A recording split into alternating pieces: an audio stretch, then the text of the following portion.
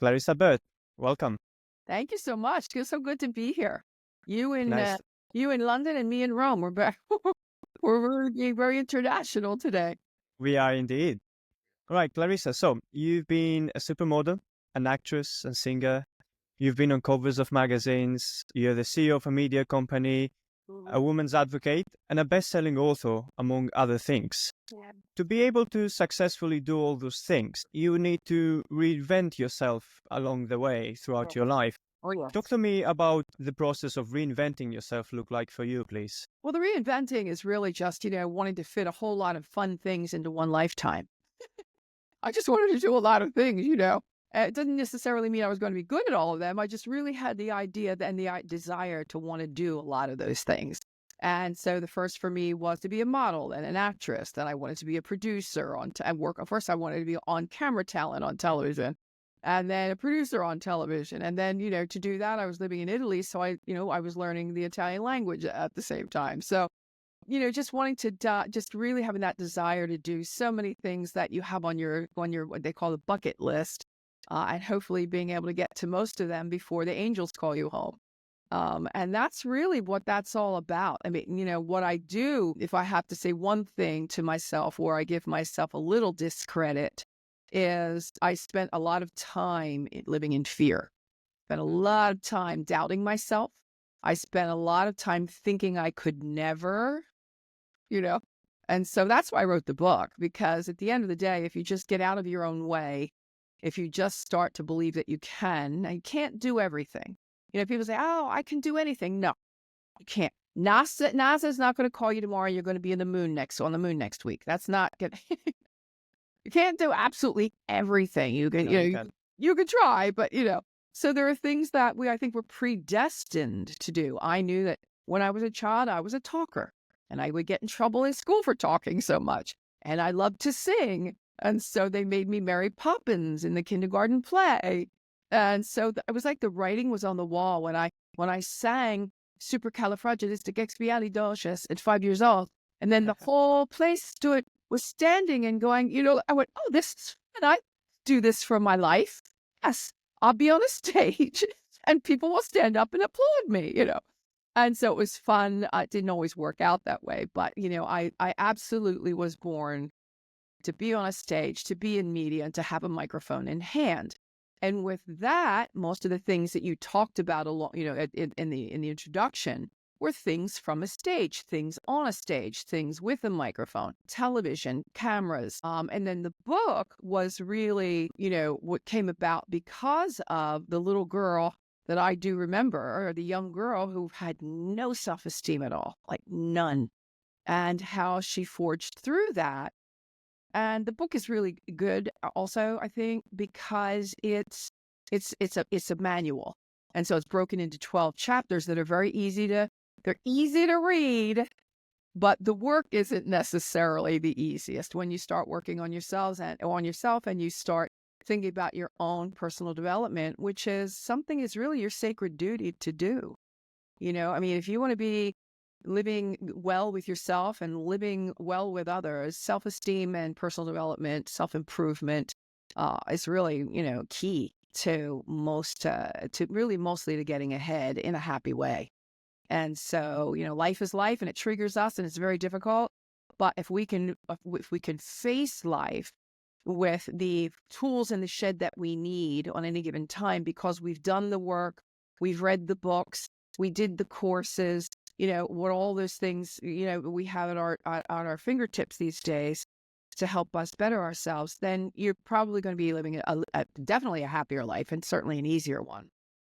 Absolutely, absolutely. You cannot neglect your self-improvement and your self-esteem. They're imperative to making everything happen in the world.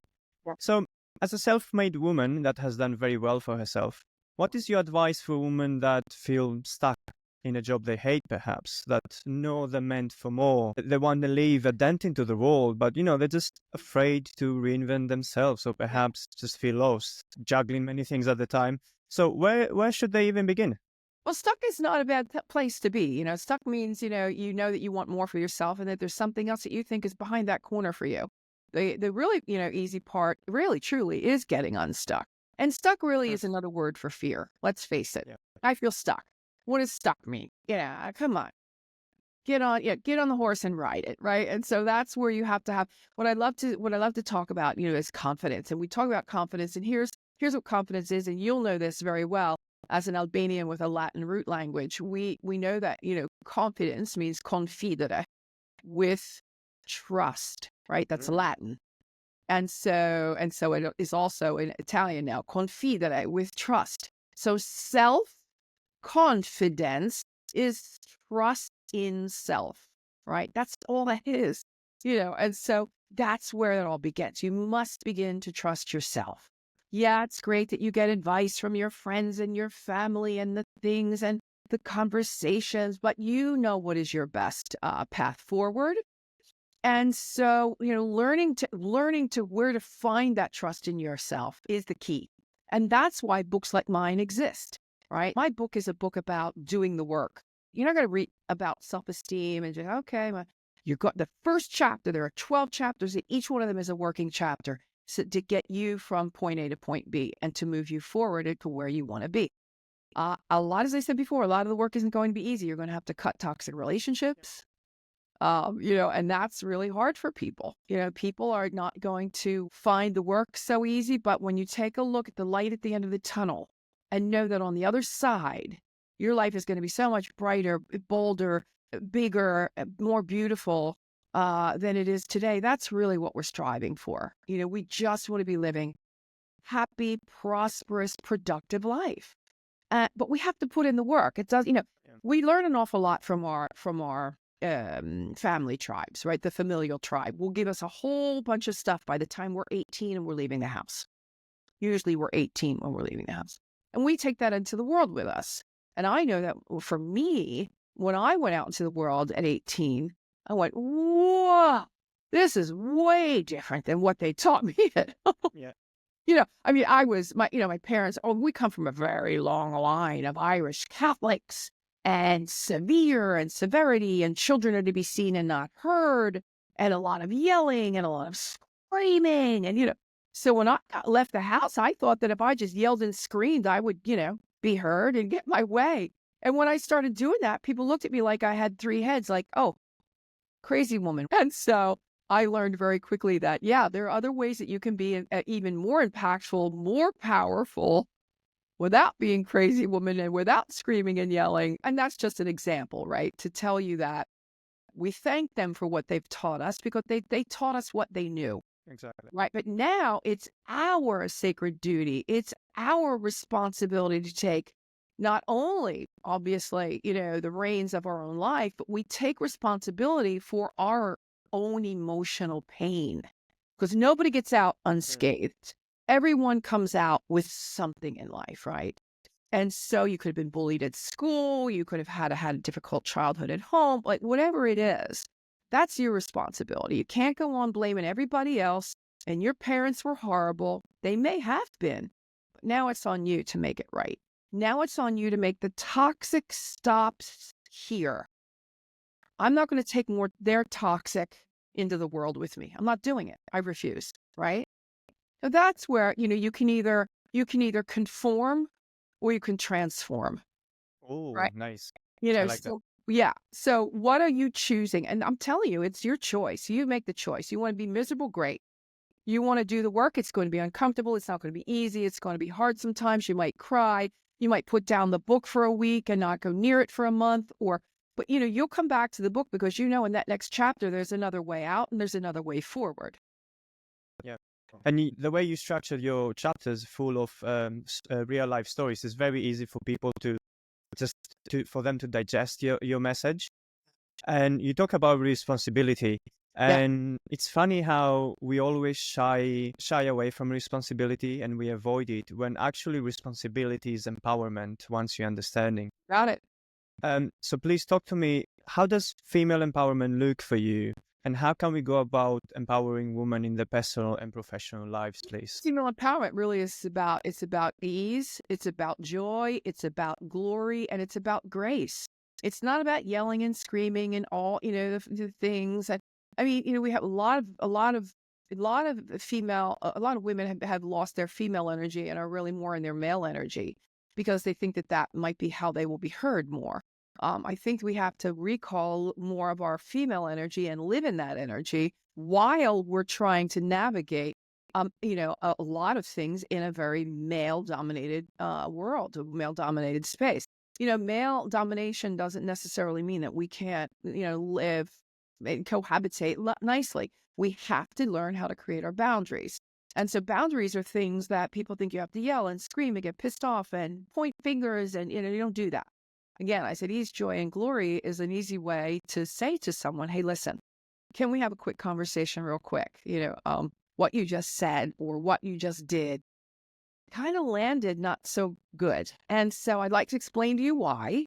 And, if you say, I really felt called out, I felt like, is there something you and I need to clear up? Oh, no, absolutely not. I'm so sorry. I didn't mean it that way. It's just my silly way of being, of teasing. I'm really sorry. I didn't mean to do that. Well, now you've got a pretty good relationship there on your hands. You've got, a communication with communication. That's really all we're looking for. We want to be validated. We want to be heard, right? If that person says, yo, come on, get over yourself. What the heck's the matter with you? I was just kidding, for God's sakes. Yeah, you're too sensitive. You probably have a toxic relationship going on there. Be careful with that one and learn how to distance yourself. And you will. It's kind of natural and normal to do that. But a lot of women keep going back in because they want to fix it. They want to make it right. They want to be maternal. They want to, sometimes you just have to step away and let it be.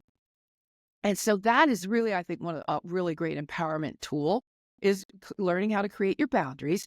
Because when you're creating those boundaries and you're teaching other people, you're showing them kindly how you will and will not be treated. And that's imperative. That's really, really important, right? So we all want to be treated with love, with kindness, with respect, and with dignity. And so, the golden rule, right? Beautiful, beautiful. I came across this quote from one of your Pinterest posts, actually, that said, stop shrinking to fit places you've outgrown. I've never heard of this before, but I love it. I love it. How important is it that we let go of the people and places we've outgrown? Yeah. And how do we know when it's time to do so? Yeah. And, funnily enough, a lot of times, though, those very people will be your own parents. Yeah. A lot of times it could be your mother and or your father and or a brother and or a sister. And, it could be in the familial tribe. And that's where you have to learn to meet them where they're at. You have to meet them emotionally because now you're growing emotionally, right? Your emotional intelligence is one of the key factors in happy, healthy self-esteem. Not everybody is growing at the same rate. Some people don't even know that they have to grow. And some people don't even care to grow, right? So you have to learn with your newfound emotional intelligence to meet them where they're at, right? And it's okay because you're not diminishing yourself. You're standing very strong in your stead. You know who you are. You know what you're about. You walk in with, your full on confidence. You've got your self-esteem. And you just sit through the Christmas dinners, or for us in America, the Thanksgiving dinners with the families and the aunts and the uncles, and all politically different and all, with different opinions about things. And, I'm a 66-year-old woman. I've never been married and I've never had children. And a lot of people think that's kind of strange. Today, if you take a look at what's happening in the trends of the last 30 years, a lot of people aren't getting married and a lot of people aren't having children. In fact, as you may well know, we have a child growth crisis here in Europe. Correct. And definitely starting in the United States as well. It's been going, but I don't know exactly what the stats are, but so maybe I was a little bit of a trailblazer, a trendsetter, but I've had beautiful relationships in my life, love relationships, beautiful. I've had I was the Pied Piper. I was the one all the kids came to, when it still do, so I know that, I love children and they love me. I just never had my own. What I do know is that I am extremely maternal. And I didn't have to have a biological child to continue in that feeling and being maternal. So, I'm everybody's aunt, and I love that. And so, everybody calls me Aunt Clarissa, just the younger generations, even here in Italy, and Zia Clarissa, Yeah. exactly. So I am really good and happy and strong with who I am and where I am. And it's funny thing about relationships, as you well know, and that is that most people, and I say this generally, but think about it, people that are in relationships are trying to get out, and people that don't have relationships are trying to get in, you know? And so what's up with that? Like, are Yeah. we just never happy? Never. No. Are We we? always want what we don't have. So we don't. Right. So, relationships are difficult and they're work. And being alone isn't always easy, and it's work. You have to learn how to be alone on Valentine's Day, and be alone at Exactly. Christmas, and you have to learn other things, and that's okay. Because as long as you're leading with, I know this sounds corny and it sounds cliche, but as long as you're leading with love, you walk into the room and you go, I'm here and I'm alone, but damn, I'm so full of love and I just want to love on everybody in here. You do your best. It doesn't always work. Not everybody's willing to receive, but you know that you're a loving being. And that also is another offshoot of happy, healthy self-esteem. Look, self-esteem, happy, healthy self-esteem is the foundation of it all. Because as you build on top of that, if you don't have that strong, everything else is just going to fall apart. It's just a law. And so you must have a really good, strong foundation with yourself and in yourself. So yeah. The book also talks about mirror therapy and doing the work in the mirror, which is really hard for a lot of people to do. And that's where you become your best cheerleader.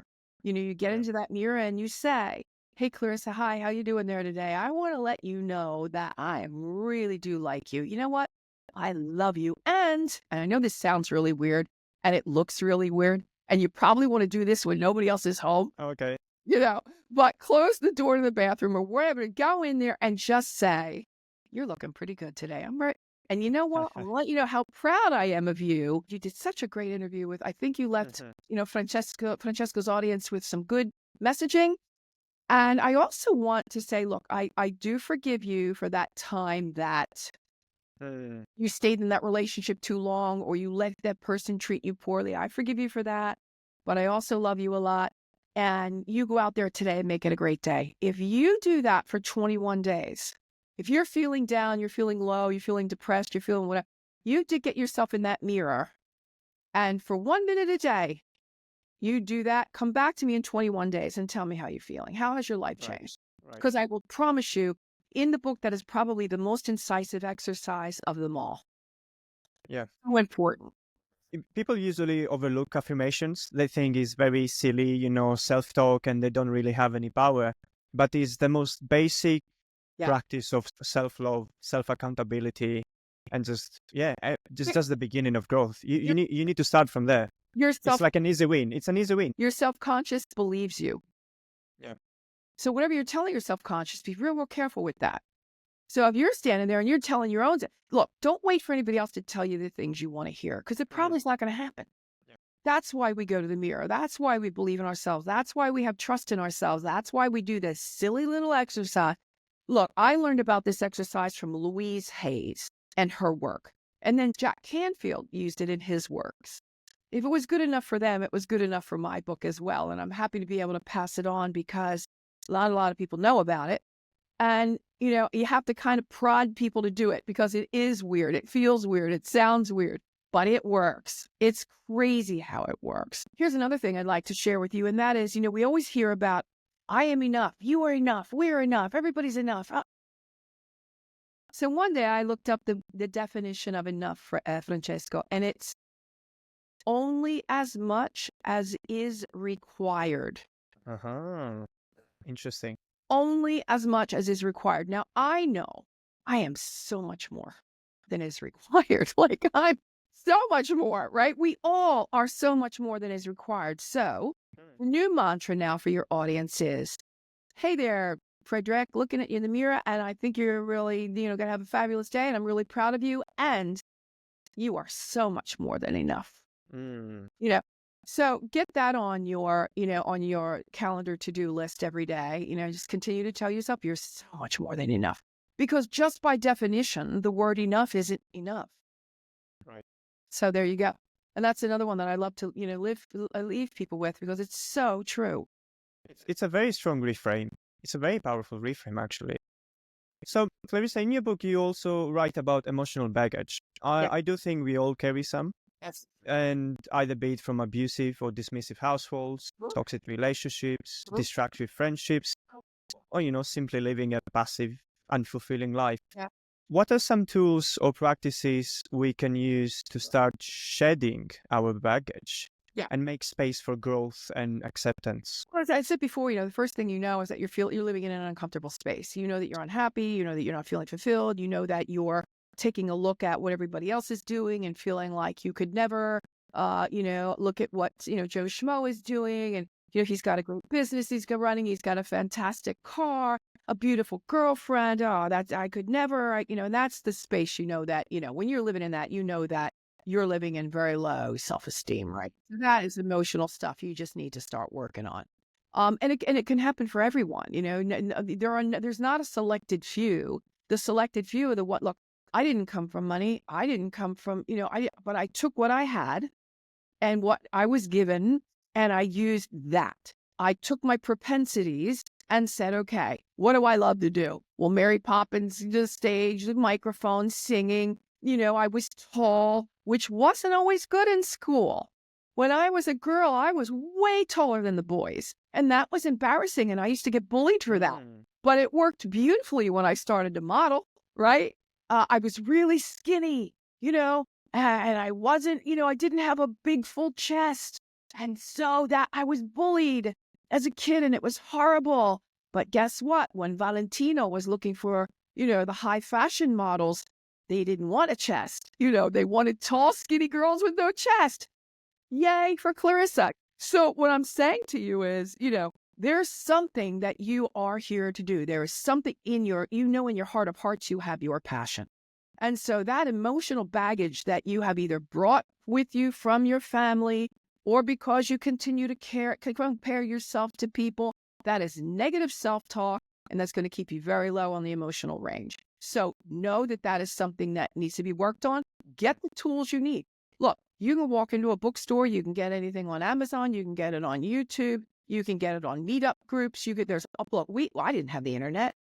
I didn't have the computers as a kid. We had 3 bookstores in the United States, and in the very back, there was a little section, and it was called Self-Help. And maybe, Francesco, there was 40 to 50 books, maybe, in that section. Now, I'm happy to tell you that my book is in Italy and all the bookstores in Italy. Thank you.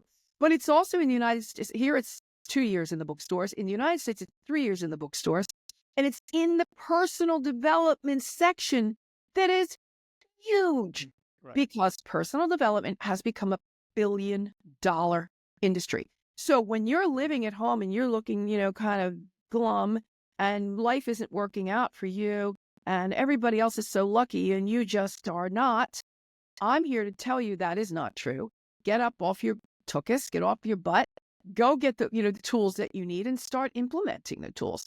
And Right. That's why my book has those 12 chapters. We take you from release to rebuild to responsibility. In other words, we've set it up in a way that it's easy for you to slide through those 12 chapters and feel pretty darn good about yourself afterwards. And it's also a book you might want to read again every year because your life will change. Your life circumstances will change.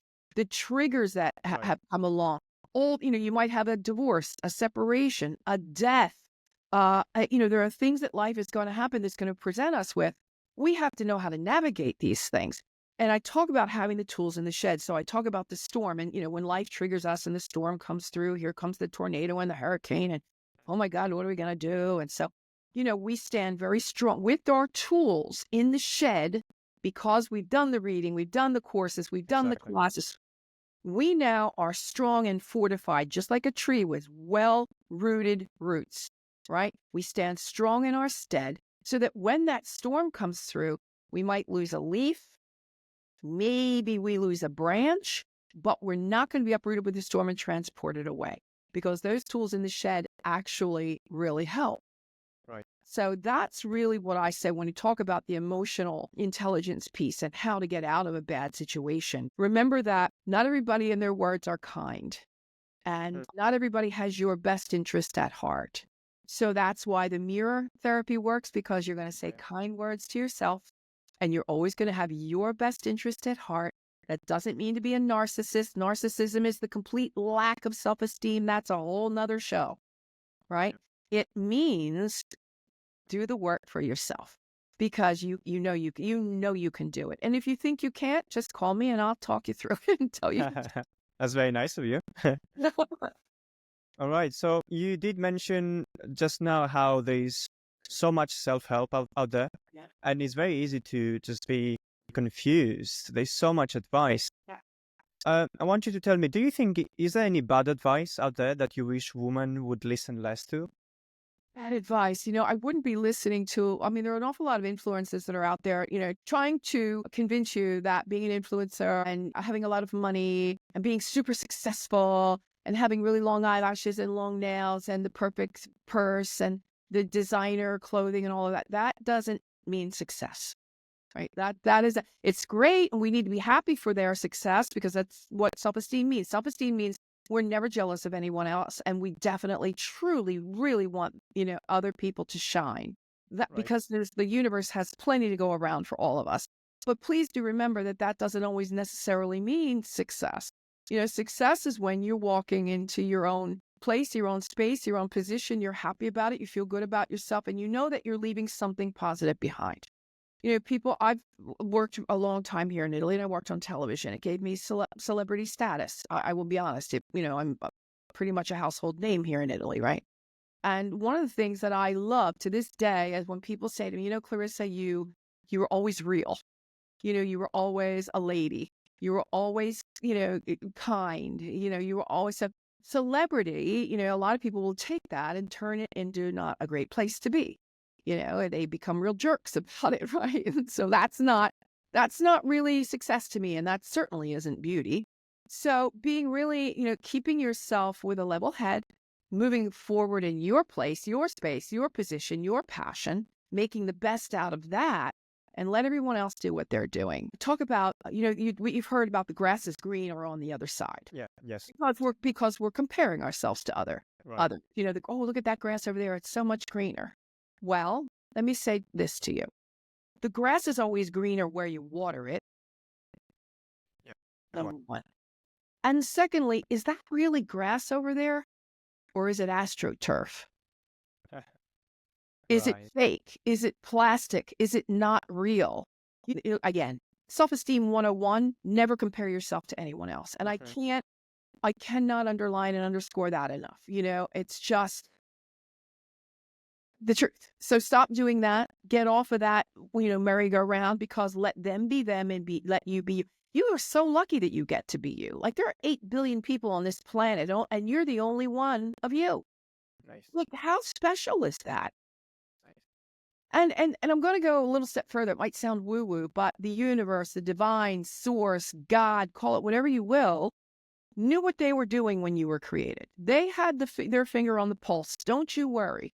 That's not your business. They knew what they were doing. Now it's your job to do the best with it. Nice.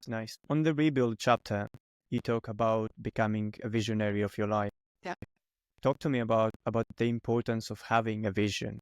Yeah. And how do we achieve clarity to make that vision come true? Well, a vision is, going to be something at 20. It's going to be something different at 30. It's going to be something different in your 40s. It's going to be something different in your 50s. And certainly for me now in my 60s. In my 20s, I wouldn't be doing what I want to do today. I wouldn't have been able to write the book yet. I wouldn't have had my life experiences yet. Now I want to be working in events and retreats for women so I can teach them the 4 pillars of self-esteem, right? Which is look good, feel good, be good, and greater good. So that's the way you look outside, taking care of your physical health, your heart, right? And your head, what you're thinking. So, being really mindful about where you are in life, and your desires are going to change as you move along.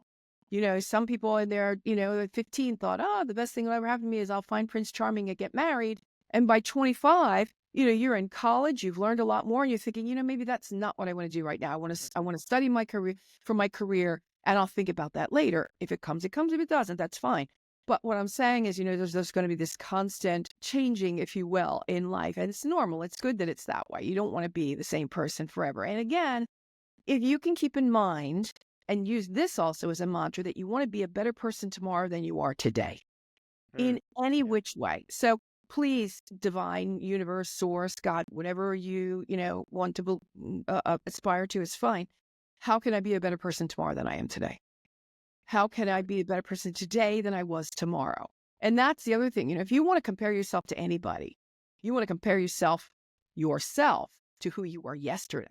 That's the comparison you want to make, right? So whereas maybe something, could have angered me about something that was done or said, or, a car that pulled, how we want to get pissed off in traffic all the time. Instead of just saying, please go ahead. No problem. Thank you. Have a great day, and being gracious about it. Sometimes we just want to be jerks about it. So, and think about that. Be mindful about that. When things start to trigger and you start to fall back into who you were before you did the work, stop. And be careful again of the daily demons. I talk about the daily demons in the book, right? Coming in. Be real careful about those. Stop. Pause. Take a deep breath. So sorry, you're right. Didn't mean to do that. Okay. And you sort of reset. And you can do that in a couple of seconds. You just reset, which is another word, because every chapter in my book is a word from regime. Now, I understand, here's something else I want to tell you. Us in Europe know that regime does not have a good connotation. And it's often, we talk about the regime from the Second World War. Regime, if you look up the word, is an organized way of doing things. An organized way of doing things. So regime, because it was a rhyme for self-esteem regime, I wanted to do in my book those 12 chapters as an organized way of doing things. So I want to explain that to you as well, and to any of your European listeners, so that they understand why I use that word. Because it is a word that in Europe we're a little shy about. We don't like using that so much. But in Italian, the book is called Ridefinisci la tua autostima. So redefining your self-esteem. Also keeping in mind that as we go along, that what other people think about us is none of our business. And that was a really hard one for me, because I was always hurt, by what people thought or what people said, or by a side eye, or the way somebody looked at me. Believe me, that doesn't happen anymore. Right. So don't worry about what people are thinking of you. It's none of your business. Yeah, just focus on the things you can control. You cannot control what others think of you. And if those people reject you or don't like you, they're just rejecting the idea of you they have in the head, not the real you. Yeah. So there's not something you can take personally. Yeah. And there's another quote that I want to go back to about what I was talking about a couple of seconds ago. Is, you didn't make me, so you can't break me.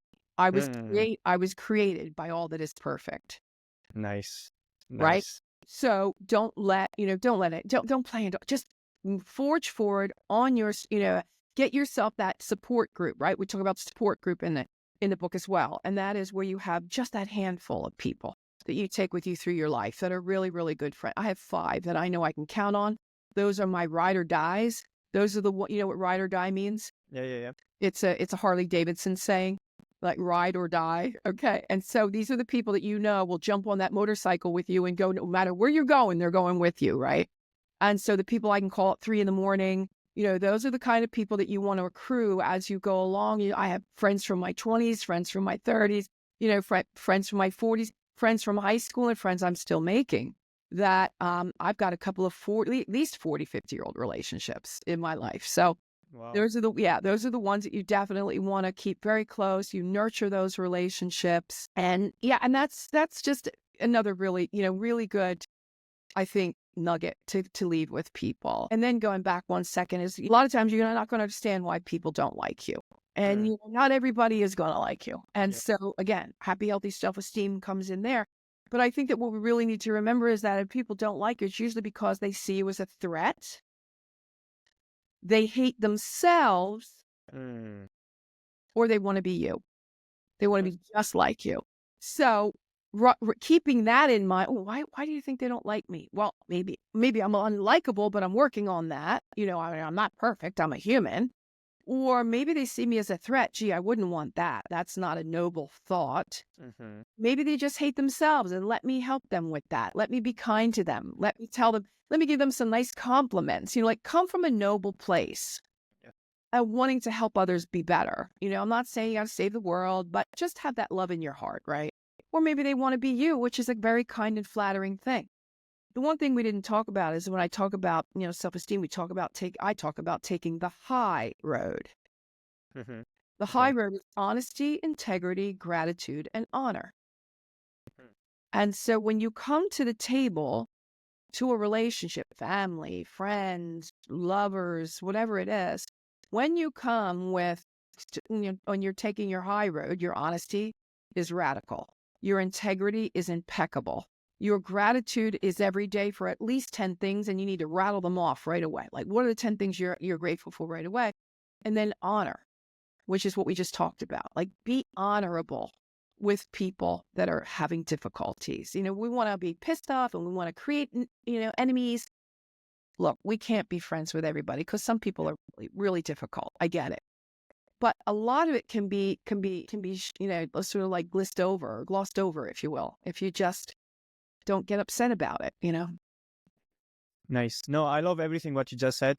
I think it stems from a lot of real life experiences, and you've seen that you did learn a bunch of very good mantras and very good life lessons that you carry, and now you teach into your book. And yeah, thank you for that. Yeah.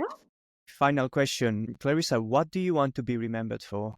Oh, wow. That's really great. I want to be remembered for being able to break out of the molds that, were kind of there in the beginning, the mold of anger, the mold of violence. There was, alcohol abuse in the family. So it was very important for me. Not that I never had the propensity, but, I'm not a drinker. I don't do drugs. I keep everything like really clean in my life. I want to live a non-toxic life. That is the most important thing to me. So again, look good, feel good, be good, and greater good. And making sure that, whomever's life I touched, I was able to leave something behind, something nice, something kind, something loving. Even if it's just, I have people come to me all the time and say, do you remember that time that we did this and you said this to me? And I really don't remember, but they do. And that's really important. That's so important. And I must say, I have people frequently come to me and say, you'll never remember this, but it just happened recently. She said, I was in a room and there was girls that were bullying me, and you heard it, and you came over to me and you said to me, don't you listen to them. What they're telling you is not true. What we just talked about in this conversation, right? You go ahead for your own strada, for your own path. Stay strong, have your own confidence. Don't worry about what others are thinking because, all the things we've already talked about. And she, good God, after 30 years, she came back to me. We ran into each other here and she said, do you remember that time you said that to me? Now she married a prince. Well done. And she's a big, very famous actress here in Italy. So yeah, it was very gratifying. Let me just say that. Lovely. Yeah. Yeah. Well, to everyone, if you like this conversation, feel free to check Clarissa's book, The Self-Esteem Regime. It has a very personal touch to it, a very personal tone. You really feel like she's speaking directly to you, the reader. So there is some value to be found there for sure. Clarissa, thank you very much. Just do the work. Do the work. You won't be do sorry. the work. Thank you, Francesco. Thank you very much. Thank you.